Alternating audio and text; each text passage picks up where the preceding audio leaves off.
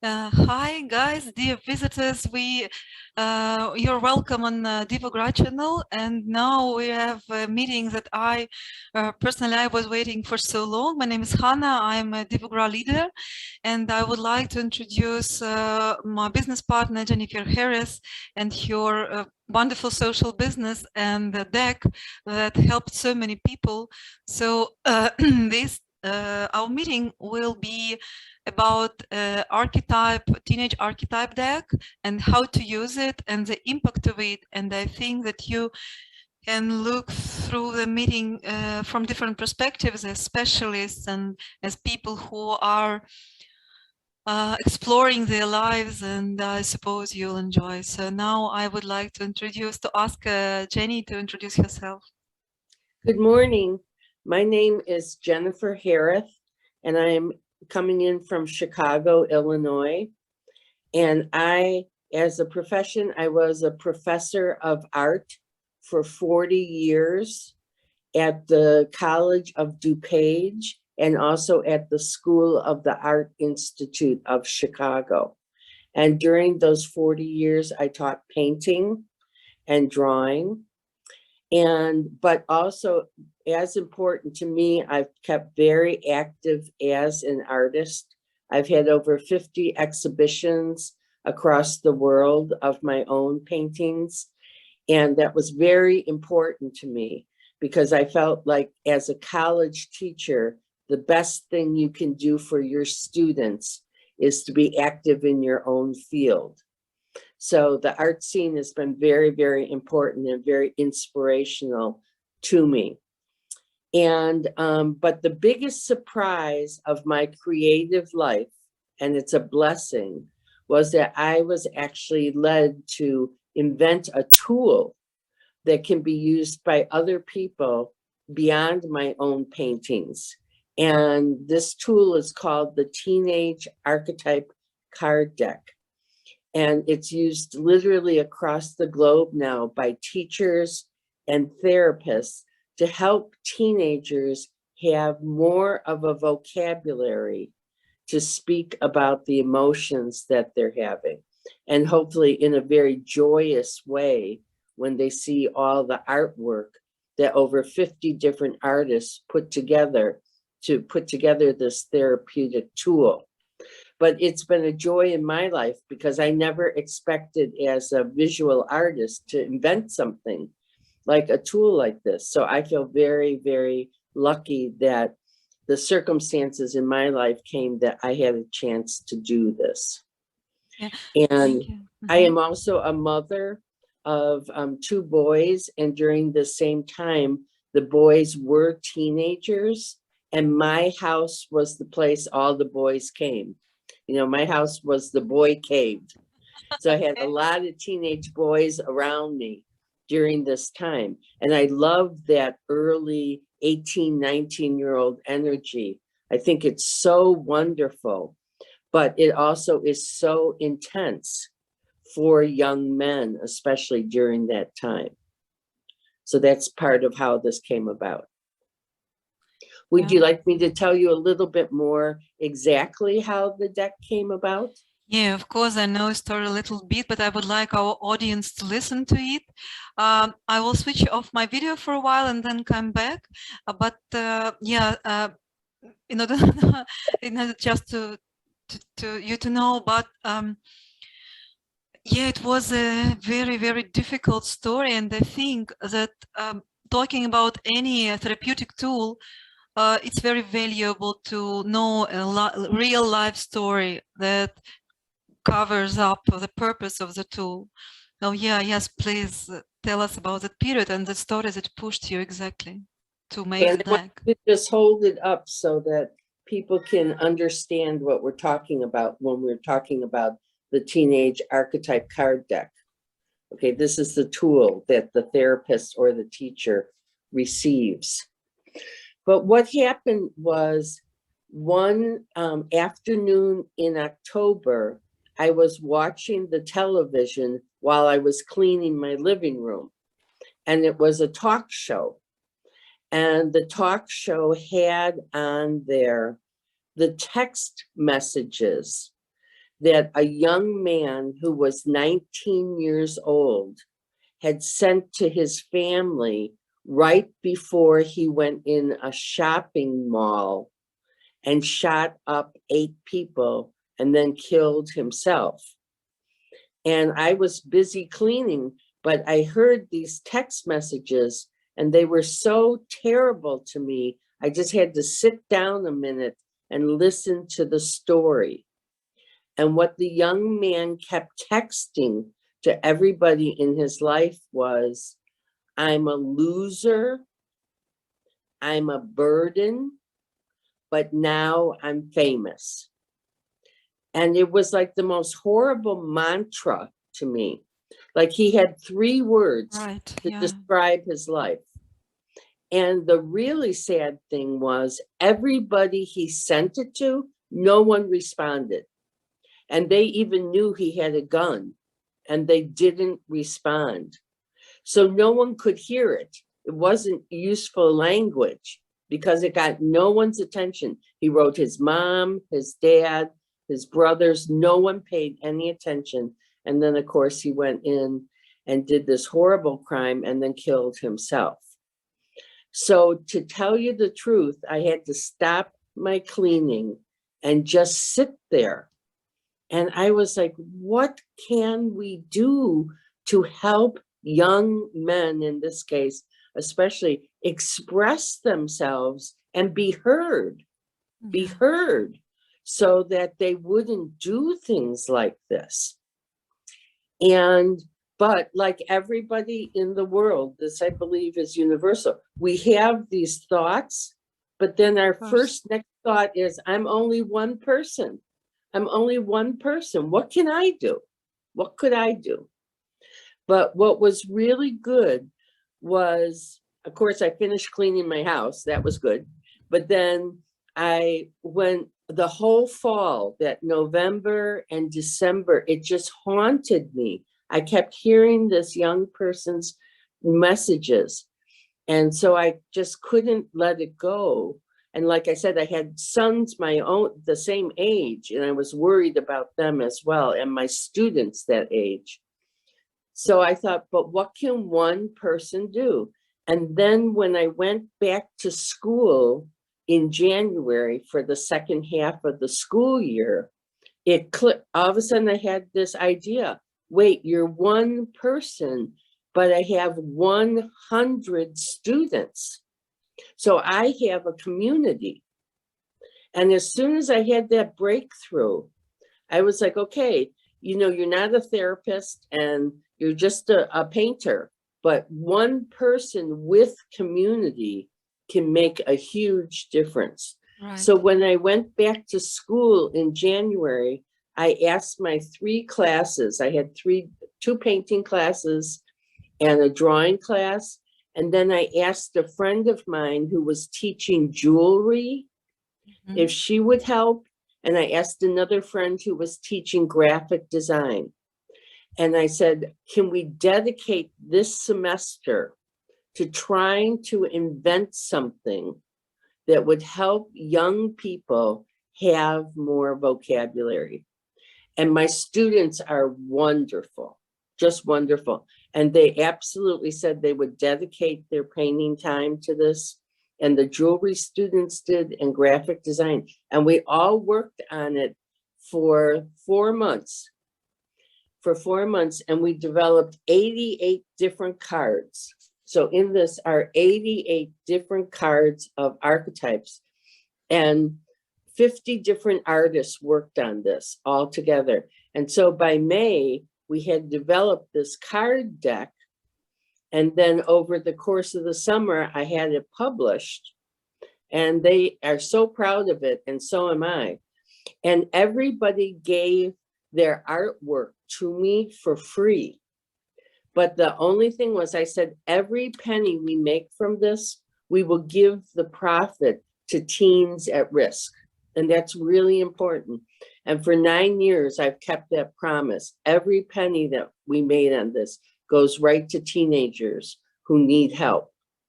And so it was so generous. They gave their art to this, but they know that all of it goes to help teens at risk too. So it's an amazing story, right? It is, but I like to share it with people because I believe many people see a social problem and think, what could I do? What can one person do?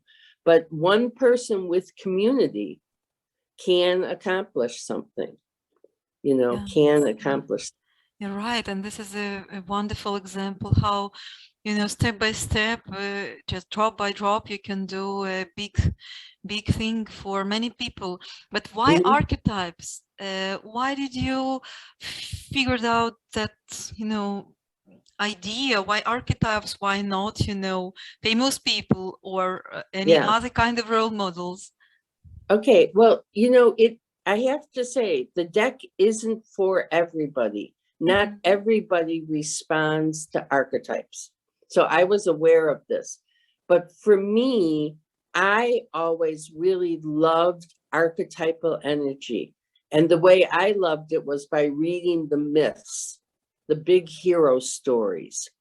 And my hope was that if you were a young man who was really, really down, and you could see yourself in the tradition of a hero, just like you would see in a myth, or you would see in Star Wars, or you would see in something else, that if you helped a young man feel like I'm a hero, that would help to balance that loser and burden energy. Just not to get stuck into some certain roles, especially negative ones. Right. And the other thing is that what heroes are is they're people from a long, long time ago who overcame things. And so I was hoping if these teens said, wait a minute, other people have overcome big challenges, I too can be a Hercules. I too can overcome big challenges. So I was trying to help a personality that responds to bigger things like that to feel like, hey, I can do this. Someone else had the courage to overcome this obstacle. I'm going to overcome it. Yeah, right. And so the whole idea behind the deck is to help to strengthen the positive archetypes like the hero or the protector or the mother, or the person who provides, that these are good things, but also to look at the deck and say there's some negative sides to all of us. All of us have been bullies at times. Yeah, right. All of us, and to own that part of you too, and try to get that under control. So archetypes to me help to bring in all of history's perspective to help a teenager, because a teenager, their view of the world can be very, very short at that time. Yeah, so I'm trying to get them to think long term, back into the past when other heroes and people have helped us. But it's a very interesting case that you combined young teaching and modern role models, like a goof that we translated as loch, or I remember also even a beach. And some people really enjoy negative negative stuff because they say, okay, sometimes I act like that and it brings me energy, because if I deal with something that is not relevant, or with some people who want me to do some stuff that is not appropriate, I want to be like that. I want to be protective. I want to be direct. So I think that I even can't divide, because as a therapist, I use them in my work, and I counsel people from different cultures, working with experts, and I even can't figure out extremely negative or extremely positive roles. They open a very big range. But please tell, how did you choose young archetypes, and how did you choose the words from the let's say everyday language of teenagers, and how did you adapt the cards? Well, that was some of the biggest work was the words. And what we did was every artist who was in the study, there were over 100, we asked them to go to teenagers in their lives. And they had a list of words to talk to them about. And which ones did the teenagers respond to and which ones didn't. So everybody worked on the language. And we went from teenagers in jail, someone was teaching in a jail, to very, very rich teenagers, you know, at a fancy high school. So we tried to get all different kinds of teens because these things happen to all teens. And so we did that, but then I wanted to include some of the classic terms so that the teens would broaden their vocabulary. And I'll tell you a wonderful story about that, if I may. This is the saboteur card.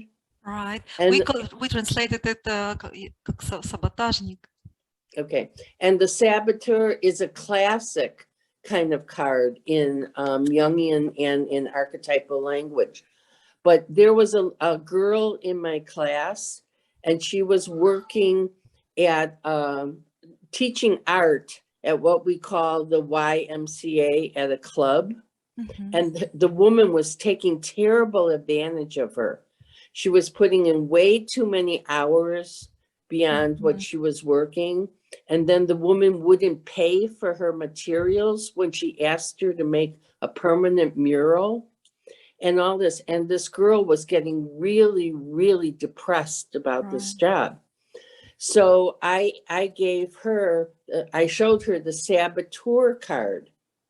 And I'm like, you know, in a funny way, you're sabotaging yourself by letting this woman do this to you because you are an excellent artist and you're trying to give excellent work. And just by having that word, Anna, when she went back to her boss, she used the word, she said, I can't sabotage my mental health over this job. You are not treating me fairly. By having that word, and later she did a beautiful painting out of it herself, but by having that word, she knew what she was doing to herself. Whenever we underplay our worth, we sabotage ourselves. When we don't, you know, see ourselves as worthy, that's a way that we sabotage ourselves. So sometimes it's a word will help someone feel empowered that way. It's interesting. Yeah, interesting case. And we just came to the, you know, the ways and the cases, how to use the deck and some certain archetypes. So you mean that defining your internal disturbances or defining your inner state with one word or a role model, you can help yourself to understand you better, and then you can also translate it to others. So I'm feeling this, or I'm acting like this, or please do not treat me like this. So archetypes help to identify your model of behavior very quickly. Yes, and I'll give you a real life example, which I happen to be privy to. One time I was at a high school and I happened to be there working that day, even though I taught college, and a little girl had tried to commit suicide in the bathroom. And so they were waiting for the ambulance to come to take her to the hospital. And she was just crying hysterically and everything else. So they called me in, even though I'm not a therapist. It's always important to say, but I happened to have the deck with me. And so just to distract her while she was waiting, I said, do you want to look at these? Because the cards are very beautiful. And she kept going through very fast, you know, through the deck, everything. And she finally pulled out a card and she was like shaking this card in the principal's face. And the card that she took out was the perfectionist. Yeah, we translated it like that, perfectionist. Right. And she was trying to say that this pressure was coming from her feeling like she had to be perfect. She had to be perfect. And it was so powerful, Anna, to see this interaction. You know, I didn't set any of this up. So, but just in being able to name something for a teen, I think sometimes is very, very useful. Yeah, you Very gave her voice, useful. in other Yeah. words, her emotions, her inner state. And you feel like you can communicate better, like someone else will understand that better. But one of the fun things about the deck is I've taught it in China, and I taught it to some Iraqi students from Iraq. And you know, everybody identifies with that. All teenagers understand the perfectionist, you know, the pressure of the perfectionist. All teenagers understand these things. And it's really exciting for me when I teach it in other cultures. I taught it in Sri Lanka, to see the kids just absolutely respond to it. They get it. And, you know, we have translators, but it's really, they understand the emotions, you know? You're So, right. You're right. I know that you you took a lot of efforts to make it's the deck very broad, and also I know that you worked on diversity. Please yes. tell me a little bit about that. How did you keep it? Well, that was really, really important to us because we were dealing with different populations. So like one of the things we did was our scholar. We made sure to make James Baker, and James Baker is this wonderful African-American young man who's been part of our lives. And he deserved it. He's always been top of his class, but we wanted to make sure our African-American was the scholar. And then we tried to make sure that some of the other cards the were scholar. Yeah, just sorry, just to remind that we called it as a znatok. Yeah. Okay. And then we made sure our achiever was Hispanic, was, you know, from the Latin culture. We made sure that some of the cards, the people looked like maybe they were gay. Okay, so that somebody would identify.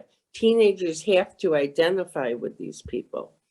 So, and then we tried to make sure we had like a woman warrior and a man warrior, that some things can be both sexes as well. Yeah, we called it like warrior 1, warrior 2, воин 1 и воин 2, воин и воительница.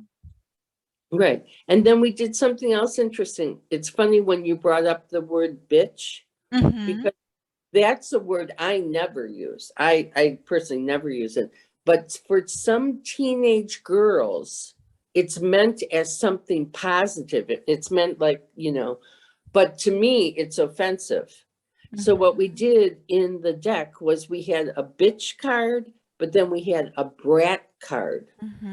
And they're the same card, but with two different names on them. So if somebody didn't want to use the word bitch, they could take it out of the deck and they would have the brat card instead. And we called it зараза. Yeah, so we tried to work with these things, but for some teenagers, they like certain words, you know, so we wanted it to be good for them. But what's funny in the deck is there's also a blank card.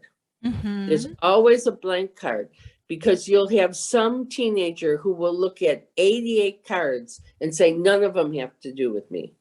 So if that happens, then you say, okay, here's a card. You tell me how you're feeling, you know, and we'll make a new card. So we tried to address diversity for the teens as best as we could. And you know, as far as we're talking about how to use it, please bring up cases, because I know that not only psychotherapists use it, it's used in social work, in teaching, in colleges, universities, in poem writings. Right. I'd like to give an example of how I teach it.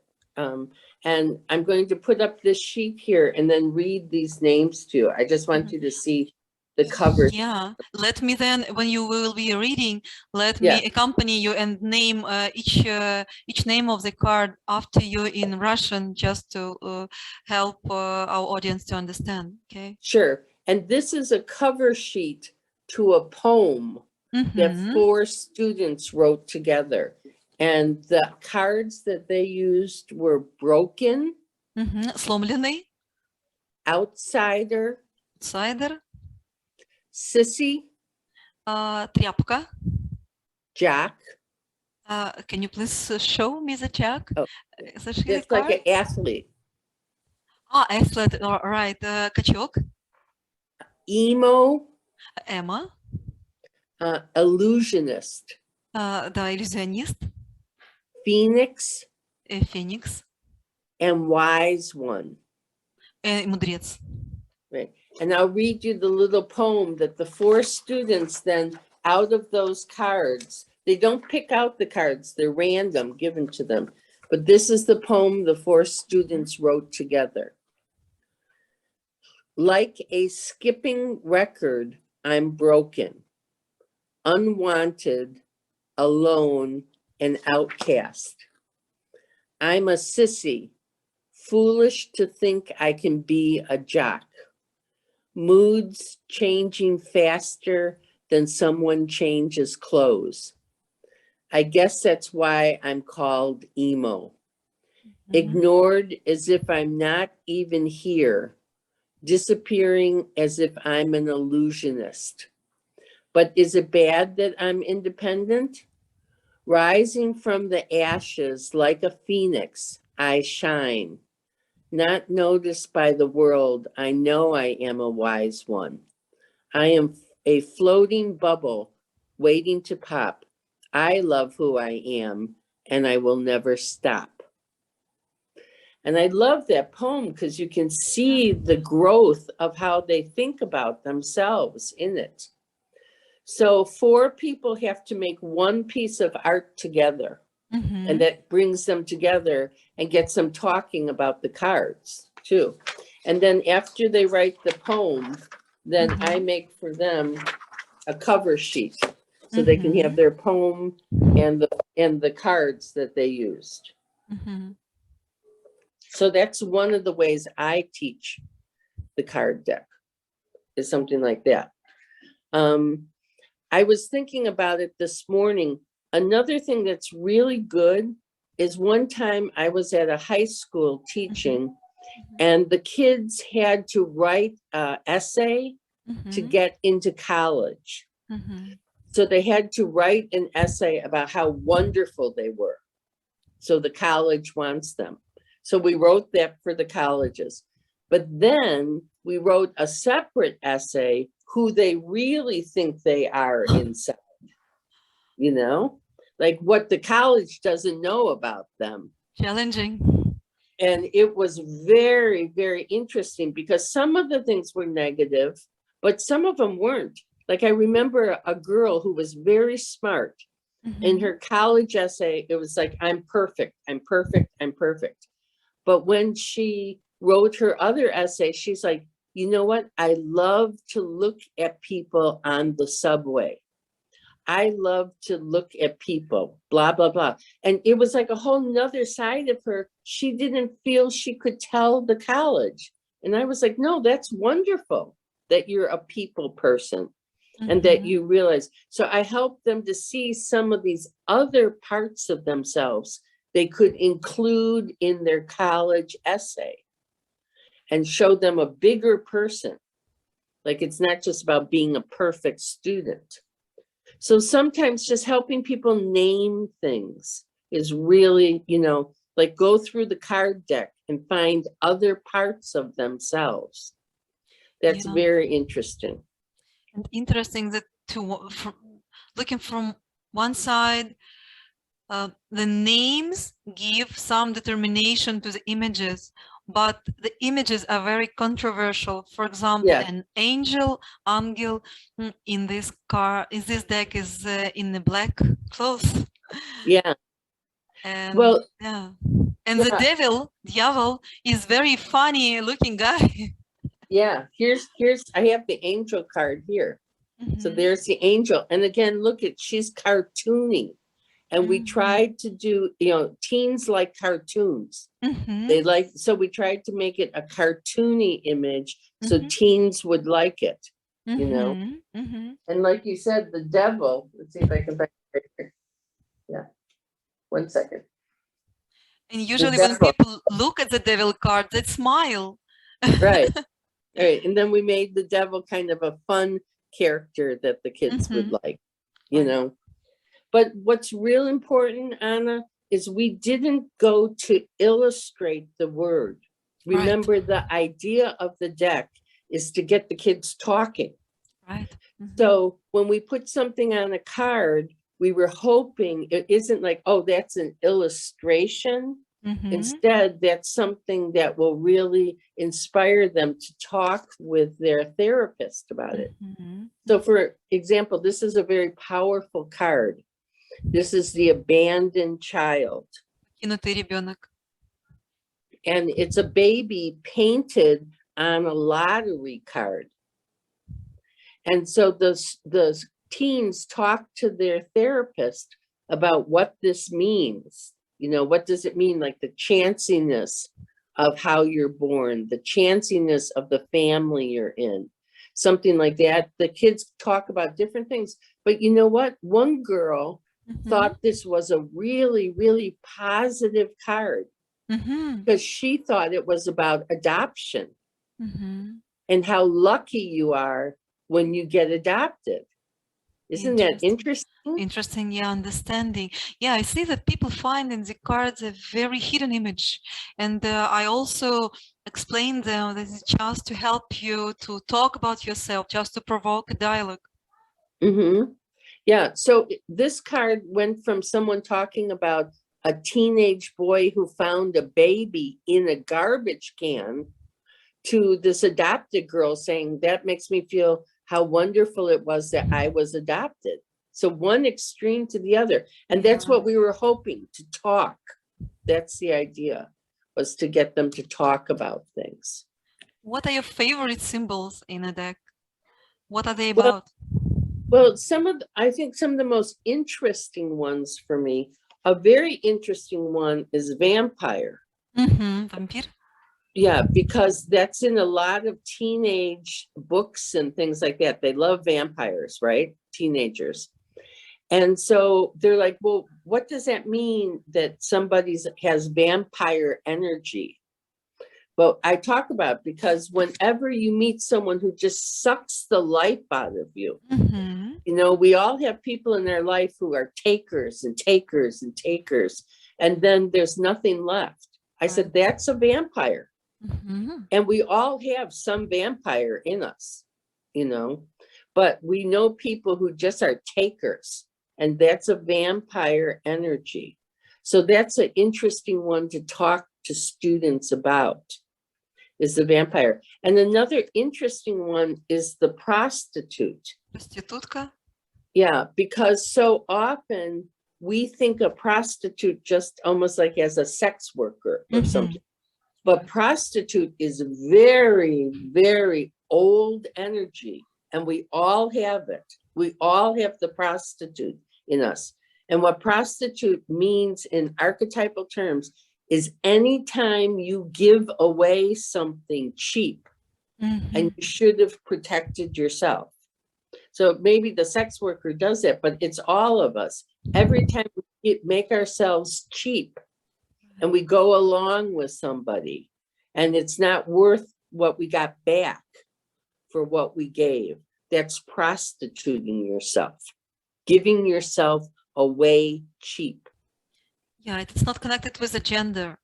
It No, can be, or the thing. Yeah, no, right. It's anytime we do that. If we don't, ask for our worth, then we prostitute ourselves. So helping students to learn new words to describe these things can be very, very useful. How do you explain ancient archetypes to students, like Angel, Mother, or Con even, and modern ones like Athlete, Rockstar, Dude, etc.?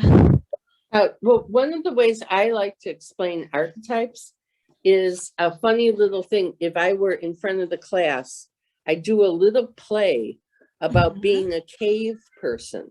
Okay. Because archetypes go all the way back to our very beginning. Archetype means first knowledge of ourselves. That's what archetype means. The first psychological knowledge we had as human beings. And so what I'll do is, I'll just read you a little blip here because I once wrote it down. It's kind of funny. I say, often when I help people understand about archetypes, I'll use an analogy about cavemen. You know, there was a bully in the cave. We all know that. There was a bully in the cave. And there was also a super servant who tended the fire, even though it was someone else's turn. And someone else mothered all the cave babies really well, right? They were a nurturer. Somebody else was a nurturer. And someone else was the best storyteller around the fire, you know?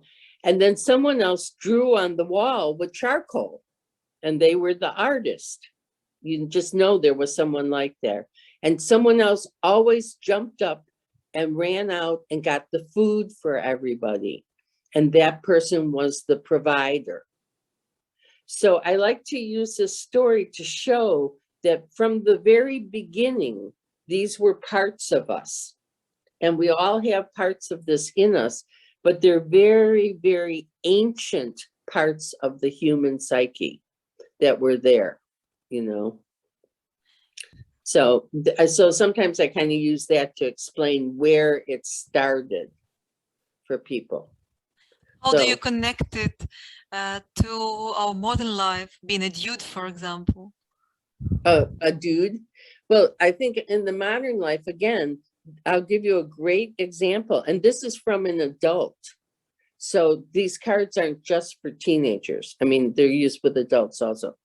I had a student and he felt kind of bad about himself as an artist. So when I asked him, I asked him what kind of archetype he was like, oh, I'm a clown, you know? And this man was probably 57 years old. And he was like, I'm a clown, because, you know, he had a low ego about himself. And I'm like, a clown? And he's like, yeah. And he was so much better than just a clown. So then I said to him, I said, well, what did you do for a living? And it ends up he was a salesman for a living for over 40 years. And he was a very, very good salesman. So I said, okay, well, be proud. Be proud. You were a good salesman, you know? And he said, oh, a salesman, that's nothing, right? So then we studied some more archetypal language. And a famous old archetype is the shape shifter. And the shape shifter is someone who's able to really get along with all different groups of people and be very powerful because he can get into different people's psyche. So after we studied these archetypes, he came back to me and he was like, guess what I am? And I'm like, what? He's like, I'm a shapeshifter. And I was like, really? And he's like, yes, because when I was a salesman, part of why I was so good is I could really sell to each group of people by understanding them. So he went from seeing himself as a clown to a shapeshifter in one morning of studying the archetypes, re-looking at a 40-year career and being proud of what he did. Yeah, amazing. Wasn't that interesting? Yeah, and your students were amazing. When I went to Chicago, and then I had those meetings in DuPage College, and I know that your experience is amazing because you've got students, teenagers, and you've got students that were 90 years old people. Yeah. And it's amazing how they were interested in new stuff, just because this is a knowledge that empowers. And I think, is there any difference to work with teenagers, adults, or people who are older than, you know, than a middle age? Yeah, but everybody, I think, feels good when they name a part of themselves that ties into history, See? So, and the younger people use the new words because that's more meaningful to them, right? They're a dude or a cool guy or a emo or whatever, you know. So they use the new words, but everybody gets so that they have a bigger vocabulary. And that was one of the big goals, you know. I also wanted to ask some exercises with the deck, individual exercises. What do you usually do? You brought some examples where you did it in an emergency situation, but you also got some nice videos on YouTube when you talked to guys and you tried to help them to figure out what some certain cards mean. How do you use them individually? Well, I think the deck is very, very unique because this is very important. There are other decks out there, but they were all drawn by one artist. And we didn't want to do that because teenagers do not like you to preach at them. And it felt like it's one person's vision. So one of the reasons we have 88 different kinds of cards is so that they can go through the deck and pick out the ones that interest them, either the idea or the visuals interest them or whatever. So they and their therapist can talk about these different things. So sometimes I just give someone the deck and say, pick out the cards that interest you or that you identify with or you'd like to strengthen. Or like to make stronger in yourself. So just the experience of letting them go through the deck, we can't rush that because there's a lot to look at. So sometimes they pick out things and they're either things they have questions about or a card that they really want to strengthen. And then what we'll do is during the week, I'll tell them, now see yourself as that person during the week. If you want to be if you like the Phoenix card about coming out of depression, out of things and rising above it. And I'll say, write to me every time this week you rose above something so that that becomes part of their person, you know, or draw me a picture. Some people like to draw of how you rise up out of something. And sometimes I have people make their own card. We just collage them together with scissors and glue and let them make their own card also, you know, so that means a lot to them, you know, and they'll always come up with something we didn't come up with, you know. But so that's one of the ways I use them with individuals is I send them into the week to try to keep getting used to using this word. And another thing that's really fun is a lot of times I gave the assignment, they would pick out a couple of archetypes and I'm like, now use those words. Like when you talk to your mother, like say to your mother, oh, you're such a nurturer, you know, you provide for us, like see all the ways that you can use those words. Tell your sister, you know, you're creative, you know, that kind of thing. So it's just getting used to using the language. But one thing, I'm not a therapist, but so many therapists have said to me is that if they were doing a workshop, I remember especially a workshop with women with eating disorder, and the counselor tried everything. And there was one girl who never would participate. She never would do anything. But when she brought the card deck in, she loved it. And sometimes I think it's very good for a person right on the edge, you know, like I've seen that with kids too, where like everybody will pair up and there'll be one boy sitting by himself, but then he'll really respond to it. So I think that loner personality somehow finds the cards comforting. Like, oh, someone understands my loneliness. And it helps with that person. Because I have heard that from many counselors.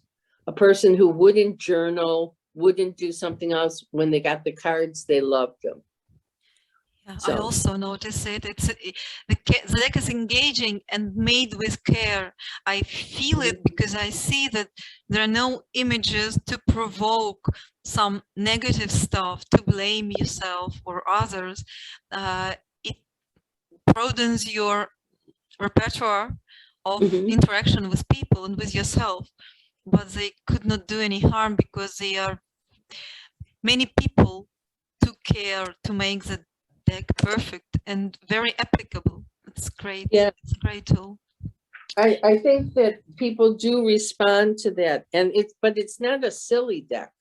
You know, some people are like, oh, is it funny? It's not. It's very serious. Very serious.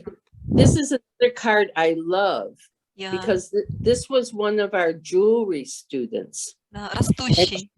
And she made the necklace that's on here, and the card is the grower.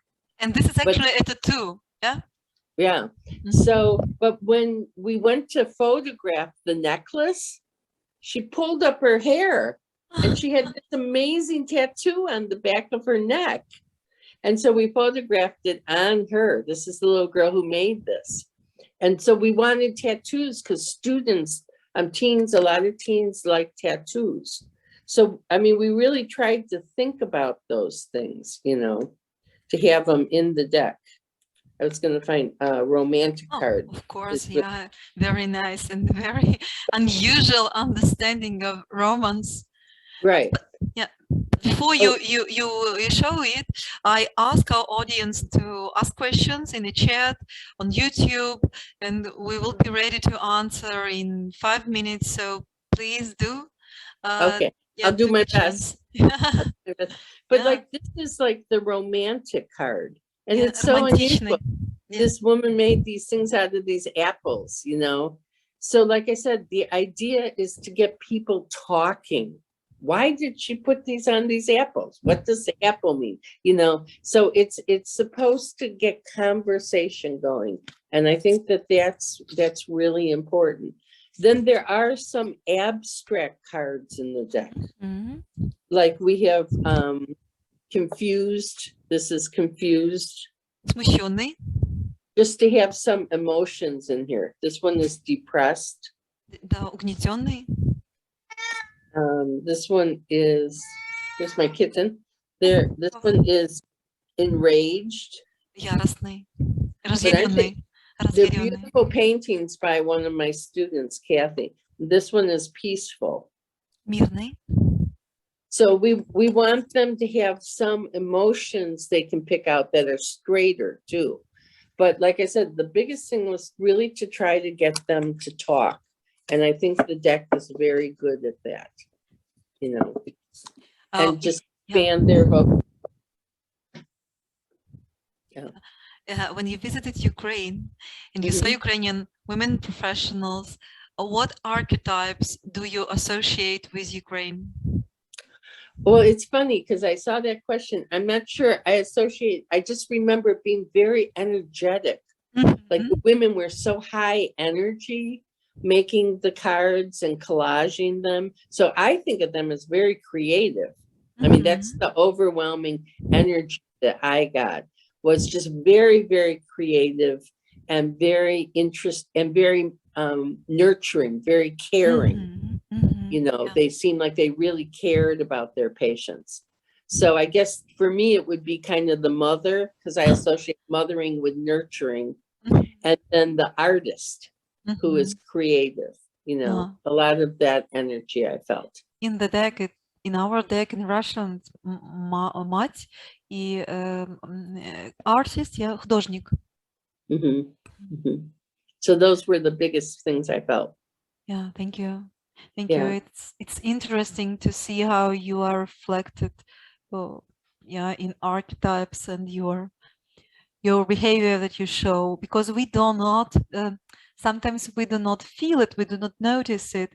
And the amazing stuff is that a therapist could use a card to invite to try something new, some new role, some new behavior, some new challenges in a very, very gentle way. Mhm. Mm. I do want to talk about one other thing, if I may, for a minute. I did publish a new book this year. Right. And in the book, it also talks about the organization that we give our money to. And Can you how please I show will. it a little bit? Yeah, yeah. Is that good? Yeah, yeah, we Okay. see that. And it's available on Amazon. Mm-hmm. But it talks also about the organization we support. It's very through important the to card get deck. to know, yeah, Yeah, about the so impact of the cards. yeah, so the cards have supported for 10 years now a group called the Bessie Coleman Fly Girls. And Bessie Coleman was the first African American woman to ever fly. So that's why it's named after her. And it ends up there are not enough African American pilots. That's a place where we need to have better representation. So our monies go to help African American girls, especially, become airline pilots. And we have 3 or 4 girls now after the 10 years who have become pilots, and one teaches at the Air Force Academy. Right. And Great, these are amazing. girls, Yeah. these are girls who had never left their block. I mean, they were never going to go to an airport for any reason or anything. But we dedicate our monies to them, and they've been very good about applying for scholarships.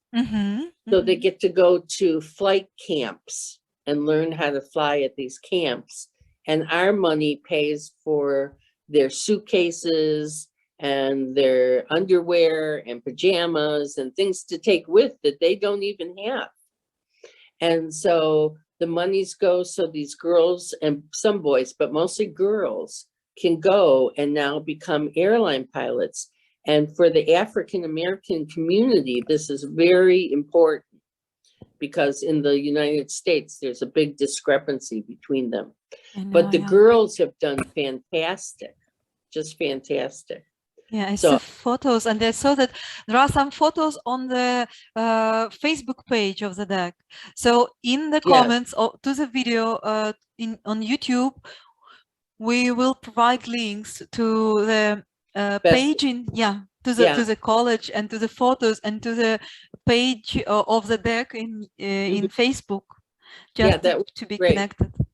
Yeah, but that was really important to me because other people wanted to take the deck and do other, but it was like, no, the artist gave their artwork. And so I felt like since they gave it, they should know that the monies are all going to help teenagers, you know.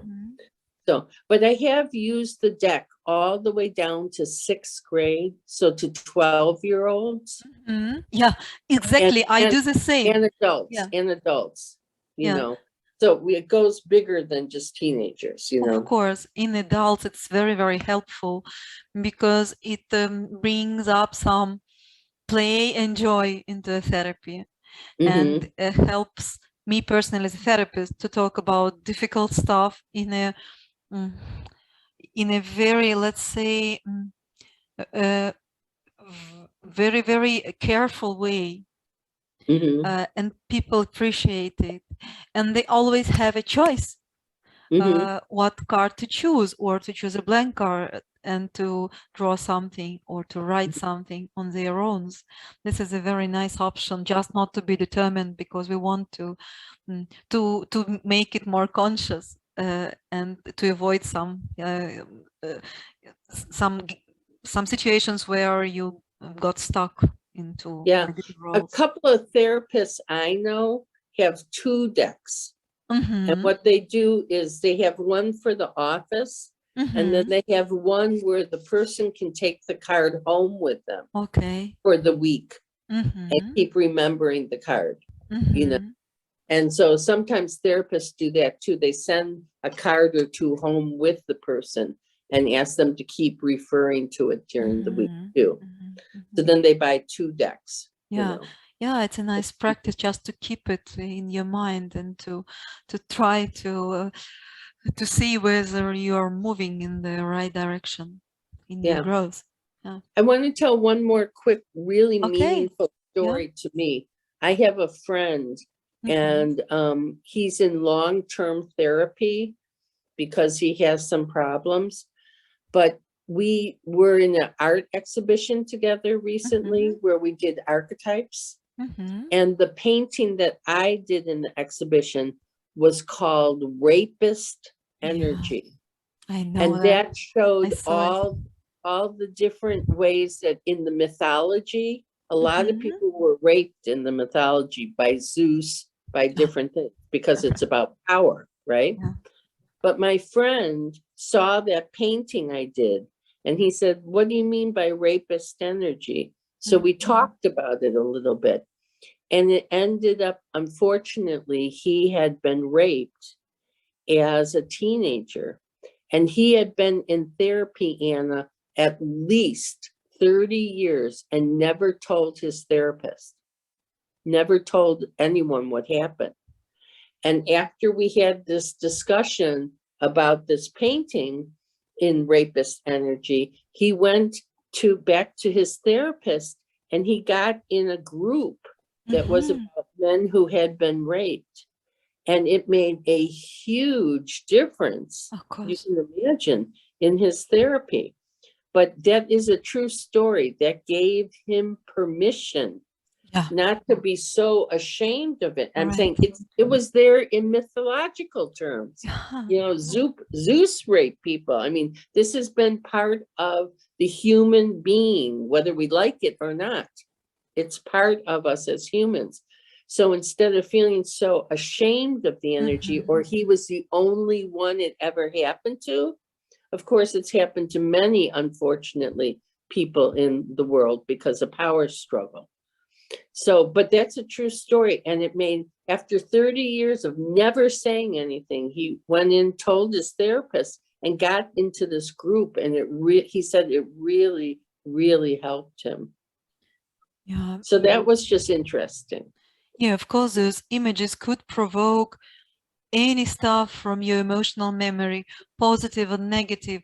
But I think that reconnecting with ancient archetypes and the energies they bring can help people to overcome it, to get better. And when I worked with groups, they usually they have written some stories with archetypes, and many of them were about overcoming of something like a myth or a story or a fairy tale.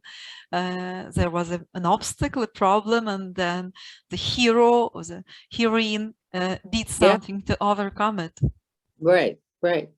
So, but again, naming it, we know to name something gives you the power. Yeah, right. Gives you back the power. So that was such a powerful experience. I felt like that painting was worth it just for that. You know, I was so happy that I had done that painting just to talk about the ancient mythology and these cases of rape, you know. Yeah, thank you for sharing. This is really a very nice story for therapists to show how the connection is built. Yeah. Connection with oneself, the connection with the power of an archetypes, and the therapeutic connection as well, because this image helped a person to recover, let's say, to open up. Yeah, because I could show him literally in this painting, it was 5 or 6 examples from ancient stories where this had happened, not just to women, but to men too. And I mean, it's not a nice part of mythology, but it was a really important part to say this is part of the human nature. You know, we're not all good, it's not all cute, but this is part of us, but you're not alone in it. You're not alone. You're right. Yeah. This is the main message. Yeah. Yeah. Jennifer, thank you very much for sharing and for wonderful examples and all the job you've done during all those 10 years with the deck and to the students and your amazing team. and I saw some people who took part in creation of the cards, and it was an amazing process. So I know that on your pages there are some pictures how it was made. So Yeah. we'll share them in comments. I see there are no questions in the chat, but please leave your questions in comments. We'll try to answer them and provide you any additional information that you need. And personally, me, I'm open to share my experience as a therapist, how to work with cards. And I remind our audience that now we've got a discount for the cards, and we suggest you to go to the site. We'll show the link also in comments. I'll ask my colleague to leave the link. And yeah, please use your opportunity to get this wonderful therapeutic tool with a very nice 20% discount. And also that your people also are helping toward these teenagers. All the profits go toward it. So when you're selling your decks too, those profits go to help those girls. So people should feel very good about that. Yeah, we do it as a social enterprise. We also put one part of our income to help people with autism. So I think that's a good case of collaboration of two social brands who you really want to make a difference. Yeah. Well, thank you, Anna. Thank you always for the support. And I look forward to when you can come to the United States again. Yeah, me too. Yeah. Okay. Thank you. Thank you. Yeah. So now we are stopping the translation, the live, and we will stay in the chat for just a short talk. Okay. So should I stay on or should I go off? Yeah, let us stay for a while. Okay.